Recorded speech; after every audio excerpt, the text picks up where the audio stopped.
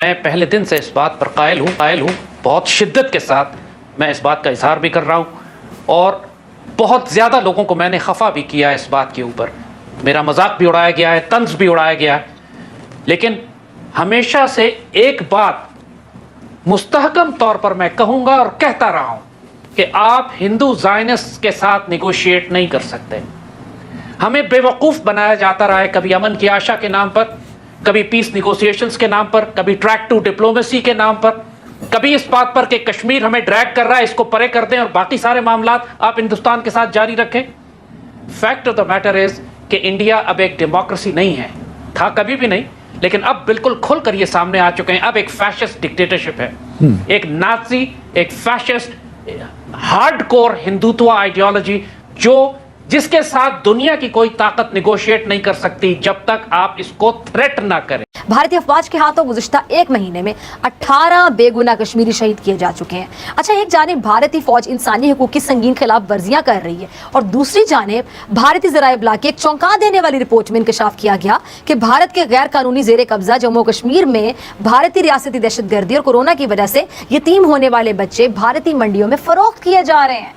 Report ने मकबूजा इलाके में इंतहाई हलचल मचा दी। अच्छा, भारतीय अखबार इंडिया टुडे में शाया होने वाली रिपोर्ट में इंकशाफ किया गया कि एक गैर सरकारी तंजीम ग्लोबल वेलफेयर चैरिटेबल ट्रस्ट जो बच्चों और खानदानी बहबूद के लिए काम कर रही है, ऐसे यतीम बच्चों को भारतीय बाजारों में फरोख्त कर रही है।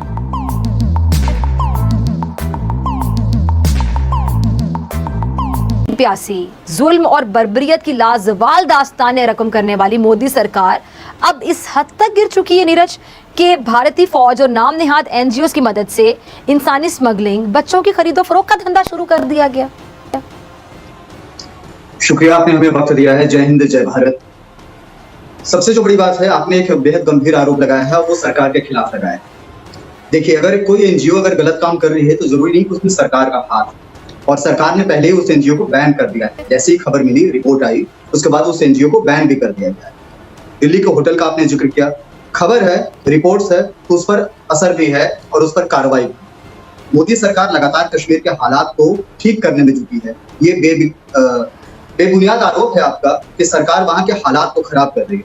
रही बात, आपने इंट्रोडक्शन बड़ा बढ़िया दिया कि पिछले एक महीने में 18 कश्मीरी को मार दिया गया।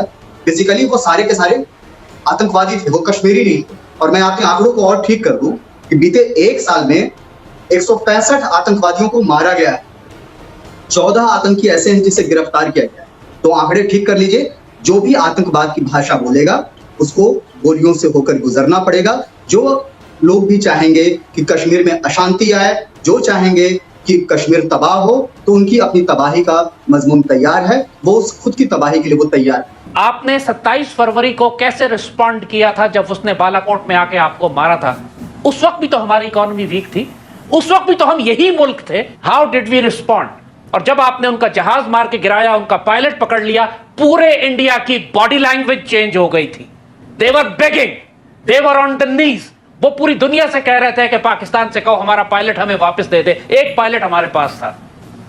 आप यही ऑप्शन अप्लाई अभी भी कर सकते नहीं करा जाए सब। क्या मैं थोड़ी देर के लिए जो आपका दूसरा ऑप्शन है उसको थोड़ी देर के लिए साइड पर रखता हूं। मेरे जहन में एक सवाल ये उठता है, क्या हिंदुस्तान नहीं चाहता जंग हो? क्या हिंदुस्तान जंग की पोजीशन में नहीं है? सर, हिंदुस्तान चाहता है कि जंग हो, उसके पास भी जंग का ऑप्शन है सर, उसके पास भी एक फौज है, हम उसको डिनाई नहीं कर सकते। देखिए, एक बात समझने की कोशिश कीजिएगा, इंडिया उस वक्त आपसे जंग करेगा जब वो ये देखेगा कि आप सरेंडर कर रहे हैं, आप पीछे हटते जा रहे हैं, आप डिप्लोमेटिक, पॉलिटिकल और मिलिट्री स्पेस इंडिया को दे रहे हैं।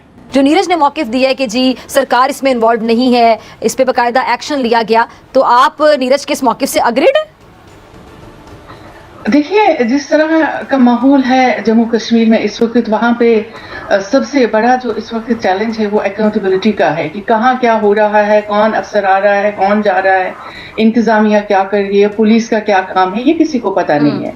इसलिए कि सबसे ज्यादा जो disconnection between people and government है, वहाँ पे पता आपको नहीं है कि कौन एनजीओ चला रहा है, कहाँ से आ गया। इस वक्त अगर आप कश्मीर में देखेंगे, हजारों की तादाद में जो यतीम बच्चे हैं जो पिछले 3 दहाइयों से जो पुरतशद्दुद हालात हैं उसकी वजह से वो यतीम हो गए हैं। बहुत सारी ऐसी एनजीओज हैं और मैंने भी कई ऐसी एनजीओज का पता लगाया था 2-3 साल पहले और वहाँ पे हमने छापे भी डाले थे।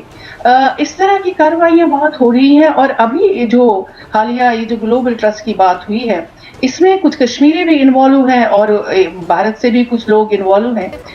देखिए, जब से भारत ने कश्मीर का स्टेटस बदला है 5 अगस्त 2019 से, तब से ऐसे लगता है कि कश्मीर का कोई वारिस नहीं है और जब दिल करता है, जैसे दिल करता है, भारतीय सरकार और नरेंद्र मोदी की जो हुकूमत है वो कश्मीरियों के वैसे कान मरोड़ लेती है। यही सिचुएशन ये है कि अभी अगर आप कश्मीर के अंदर किसके घर में घुस के मार देंगे, कितने नौजवानों को शहीद कर देंगे, कितनी प्रॉपर्टी जला देंगे, बच्चों की जो है वो सेल परचेज होगी, तो ये तो अब होगा क्योंकि कश्मीर को वो ना तो दुनिया कश्मीर की तरफ देख रही है, मुस्लिम दुनिया भी खामोश है, इंटरनेशनल बॉडीज ने ये समझ लिया कि भारत से अब कारोबार करना है, पाकिस्तान की सरकार ने भी कश्मीर से इतना ध्यान नहीं दे रही। सो जारी बात है कश्मीरियों के साथ अब सेल परचेज ही होनी, अब उनके साथ ना तो कानून वहां पे लागू होगा ना वहां कानून का अमल दरामद होगा।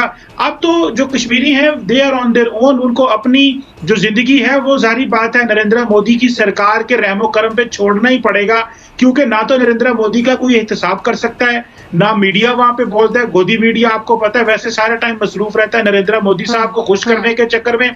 देखिए, मुझे फिर से आपने ऐसा सवाल पूछा, मुझे खुद में हंसी आ रही थी। एक सवाल का जवाब दीजिए, बलूचिस्तान में जो आतंकवादी जो गुनाह कर रहे हैं क्या वो फ्रीडम फाइटर्स है? सिंध प्रांत में जो आतंकवादी गुनाह कर रहे हैं, वहां की आजादी के लिए जो लड़ाई लड़ रहे हैं, क्या वो आपकी नजर में आतंकवादी है? हाँ या ना?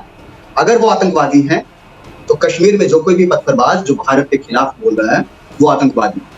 नईमा ने अभी बात कही उन्होंने, पहली बात ये है, एक मिनट, आपको हंसी आ रही है तो मुझे भी आपकी बात पे हंसी आ रही है कि कश्मीर का मुआवजा बलोचिस्तान से कैसे कर सकते हैं? बलोचिस्तान तो हमारा सूबा है। एक मिनट, कश्मीर का मुआवजा, कश्मीर में आप लोग काबिज हैं, कश्मीरी आपके साथ नहीं रहना चाहते हैं, अक़वाम मुत्तहिदा में करारदादें पड़ी हुई हैं। आप एक मिनट ठहरे, आप वहां पे नहीं रहना चाहते, बलोचिस्तान क्यों नहीं रहना चाहते? बड़ा खुश रह रहे बलोचिस्तानी, हमारे साथ बिल्कुल खुश है कि हमारे पाकिस्तान का सूबा है, वो मुल्क का हिस्सा है बलोचिस्तान। अगर बलूच अगर आप लोग चाहते हैं, आप लोगों ने बहुत कुछ करने की कोशिश की, कुलभूषण जैसे लोगों को भेजकर, जासूसों को भेजकर, आप लोगों की बड़ी गंदी नजरें जमी हुई हैं। ना ना ना ना, बलूचिस्तान लेकिन आप अपने इरादों में नाकाम रहे हैं, शायद भी रहेंगे।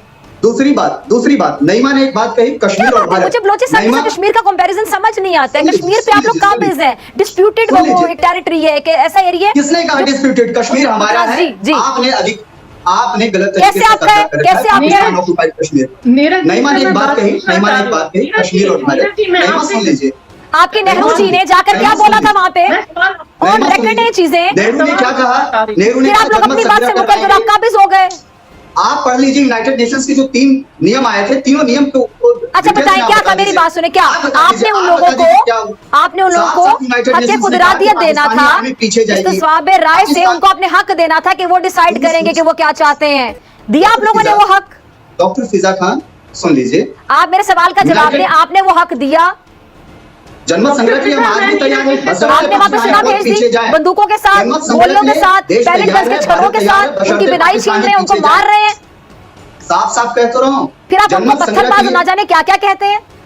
जनमत संग्रह के लिए भारत तैयार है, बशर्ते पाकिस्तानी फौज पीछे जाए। कभी मना नहीं किया किसी ने, आप कभी पीछे नहीं जा रहे हैं, इसीलिए जनमत संग्रह नहीं हो रही है। मेरी बहन नईमा वहां पर बैठी है, नईमा ने एक बात कही, कश्मीर और भारत। नईमा, जनरल नॉलेज ठीक कर लीजिए, कश्मीर भारत का हिस्सा है, कश्मीर अलहदा नहीं है भारत से। अच्छा, ये आप कश्मीरी को बता रहे हैं, वाह क्या बात है, तो लतीफा ही हो गया ना। एक मिनट, मैं नईमा आपकी तरफ आ रही, नीरज ये कितना बड़ा लतीफा है। एक मिनट ठहरे, अब मुझे हंसी आ रही है आप पे कि आपको एक इंडियन को एक कश्मीरी को बताना पड़ रहा है एक लाइव शो में कि कश्मीरी को आप बता रहे हैं कि मैं आप अपनी जरा इस्लाह कर लें, करेक्शन कर लें, यानी कश्मीरी खुद ही नहीं मान रहा कि वो आपके साथ है, तो आप उसको समझा रहे हैं जबरदस्ती। यही आपके सारे सवाल आप इस बात में कोई बहुत बड़ी बात नहीं कर रही है। नईमा भारत के लिए भारत रत्न नहीं है।